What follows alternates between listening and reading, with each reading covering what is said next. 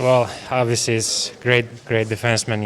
Like from my draft, I remember him from there, and even years before playing against him in the World Juniors and some tournaments. So you kind of like grow up with him, following him, and from so close. So and now you get a chance to be with him in the same team. That's pretty awesome.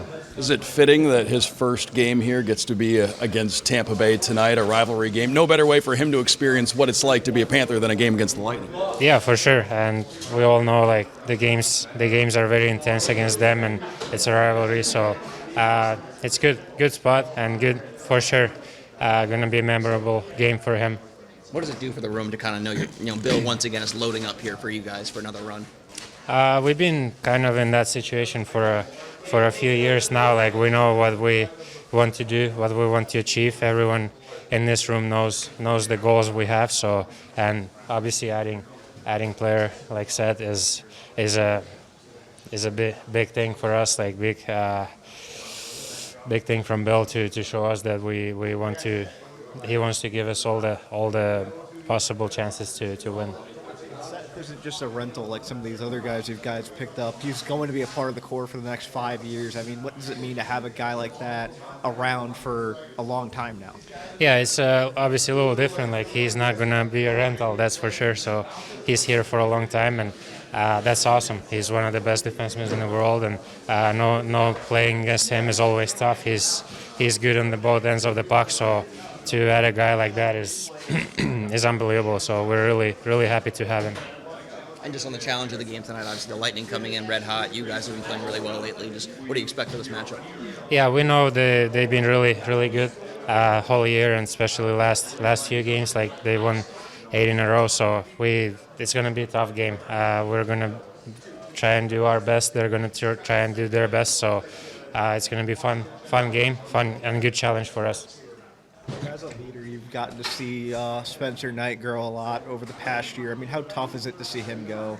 Yeah, that's the tough part of this whole thing. Like he comes in as a young man in this locker room and does everything he's been asked to for a long time. And I know there's been ups and downs with him, and the way he came out of those tough moments and played unreal this year, and last year being part of the cup run as well. So you kind of grow up as well with him, and then it's obviously always tough to say goodbye, and especially a guy like him, such a good team guy, like really good guy off the ice. And so yeah, it's a tough part of this sport and business, but all the best to him in Chicago. I know he's gonna have a lot of fun there. On the flip side, how easy is it to welcome Dreeks back in the room? Obviously, he knows all you guys already, really familiar with him. Yeah, we know Dreeks really well. He's been here a few times before and a couple of years before, so he's a unreal guy, good locker room guy, and easy fits in easily. Thanks, Ash. Thank you. What are your initial impressions? Well, yeah, trade for a player that everybody in your team knows everybody's on the ice 5 minutes early, right? There's that kind of energy, the bump that you get when you bring a guy in. We feel style of game more than anything that we feel that we can have Seth come in. There's going to be a learning curve here. We're going to need the 20 games. The systems are completely different than what he's played. The East is different than the West now. So there's a whole bunch of things. Probably good that it's Tampa tonight because they'll get a real good look at the close area game that's played over here. He has a skill set. He's a big man that moves. The offensive part is there, but he wasn't brought in for that. He was the idea that he could play our game and he could excel in our game. He's a big man that covers an awful lot of ice. He's got lots of experience. He's got hands that can make a play, but we're not going to ask him to make a play 60 feet away. Just some short area plays. We just think he's a real good fit. I would say that we feel similarly to Nico Mikkola in some ways. Different style. I'm not comparing the style of game. But Nico was a really good defenseman in this league prior to coming here. But he's perfectly built to play the game in the style of game that we play, and we feel the way about Seth. He's a real good defenseman coming in here. There's going to be an adjustment for him because our systems are very different than the West and the teams that he's played with. That'll take him a little while, but once he gets it, he's going to get it and be real good. Seth is one of the only people that can stand next to Nico Mikkola and make him Yeah. look like a regularly sized Size man. I mean, what does it look like now you have those two guys next to each other on the same pair? We've got really good size and good speed on our back end. He just fits. There is a value to a guy that can cover ice and kill plays and then start the breakout. It's how we're built. It's the game that we play. We think he's got the skill set for it. We talk about it trade time, change of scenery kind of thing, but with Seth, going from teams that really weren't challengers to rebuilds in Chicago to this, I mean, how much do you think that's going to energize him and get him going, especially now that he's here for the long term? I think the biggest benefit is usually those players that they're in a program that's at a different development time, right? They're most dynamic players, 19 years old, so there's some time there that he can actually come in the room and it's not all on him, right? Where you got to carry the ball, and if you're losing a bunch of games, you feel that pressure and it can weigh on you. He's just one of the players in the room now. He can go in and do his job, get back to playing, just playing, and lead through your play. You don't need to fix 4 other things that are going on in your room. It's not even fixed. It's develop. It's what leadership is. He's an alternate captain on their team. They're a young team, so there's a lot that goes to that. You can just come in and play the game of hockey, get to know some guys, get into our rhythm and our routine, and just enjoy himself a little bit.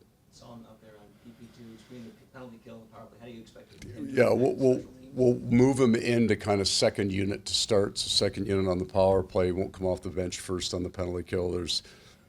We just feel there's so much that he needs to cover and learn in the first 5-on-5 that we don't want to load him with all of those things, and then we'll just grow with it. We'll see where he gets to. And on the power play, you also made the change to swap Verhaeghe and Yep. Samoskevich. I mean, does it now just give you 2 power play units that have different levels of star power? Too? Yeah, I think I've always still thought that Bennett and Verhaeghe are actually really effective on a unit together. Sam did a real good job off the goal line. We've had a couple of games where we've had some chances not finished. We felt as Samo has kind of evolved here and grown that the right-handed shot is a different kind of threat. And we just wanted to wait till he got his 5-on-5 game right, that his confidence with the puck was high, and it should be now. So we've been looking at that, waiting to almost time that waiting for Mackey, and he has, credit to him, gotten to a level that we think he can be real good there. You talked about the learning curve with Seth and playing such a different style from where he came from. How do you kind of plan that in terms of how you integrate it with him and how you implement it with him, like load management? So, the load management gets handled by the other 5 men. We don't need him to play 25 minutes tonight, right? So he's going to play just the top 4 minutes, and that'll be probably 2 or 3 minutes off what he's been playing. We'll also just start with all these systems and things. He'll just learn that over time. You'll see video every day. He'll sit with his partner and they'll just go through. So this guy's not his first year in the league. He's going to pick up. He's not playing a different sport, so he's going to pick this up fairly quickly. All we'll ask him to do then is focus on one kind of area of his game, and that would be gap control. That's the biggest thing. So it's not necessarily systematic. You can gap better when you understand where everybody else is supposed to be. You'll definitely gap better when you trust that they're going to be there.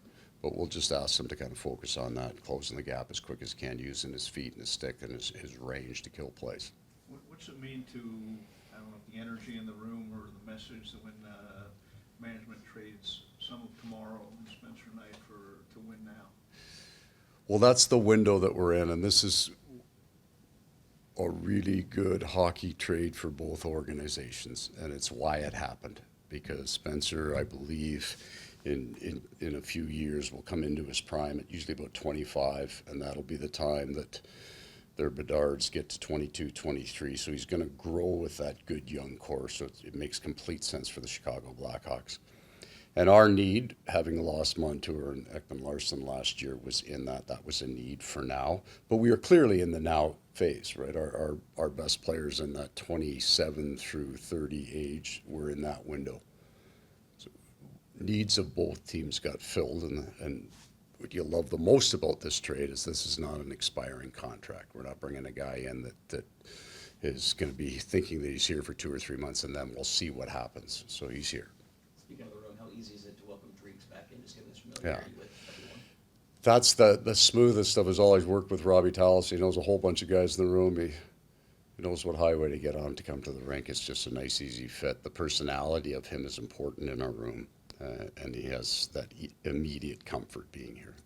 Do you feel good for Spencer Knight that he's going to get a chance to really spread his wings? I mean, I'm sure you hate losing. The flip side of a trade is losing a friend and all that, but he might be able to start there. It's a tougher situation when you care about somebody deeply and then you send them to a place that's worse, right? If you've got a 32, 33-year-old guy that's battled for you and you send him to a rebuild, he's going to a place that that's timed for him to build with the team and with the group. He'll have more guys his age in that group. He comes out of college in a certain rhythm of playing as many games. There's not as many, but he'll get into that 60-game range very quickly.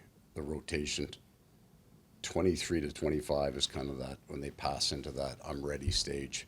It's going to be great for Spencer Knight. I'm really happy for him. It's a tough couple days. The first time you get traded, the first time you get fired, it's always very, very personal. And then you realize it happens when you see it happen 1,000 times a year. It's not personal, and this will be great for him. So we do feel good. And he's good. He's good where he's at. He's solid now. He feels good. He's got a program. He's got the toolbox that he needs to go on and be great. Thanks, guys. Thanks, everyone. Okay, everybody. Thank you.